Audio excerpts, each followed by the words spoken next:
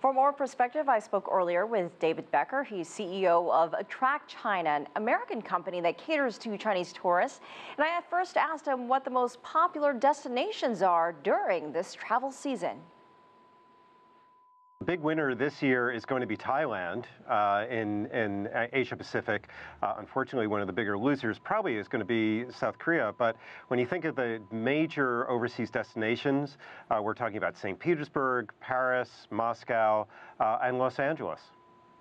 So most of the country, most of China's population is out of town this week. Is it more about touring and visiting new places, or is it really just relaxing or shopping? What are some of the reasons and why?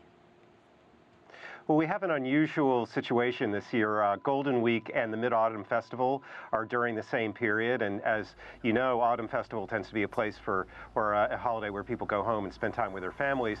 But when you think about the extended vacation that people can take, they are looking beyond a domestic vacation.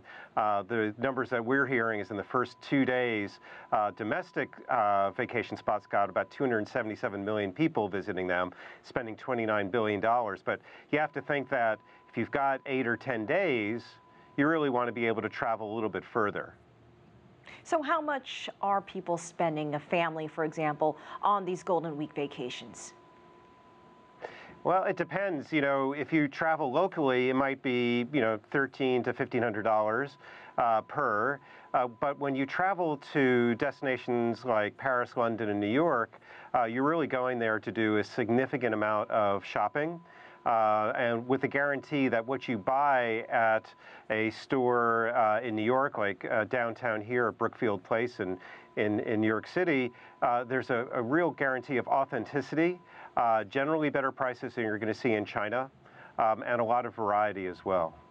So you were tossing around some numbers for us. How important is this Golden Week to the tourism industry? I don't think it can be understated. Anytime you have, 700 million people traveling, half of China's population in a 10-day period, wherever they decide to land can have an incredible impact on the local economy. And with 66 airports being built across China, I only see this expanding because travel within China may be complex and take much longer. But once you're out of the country, the rest of the world may welcome Golden Week vacationers, but they're not going through the same kind of travel.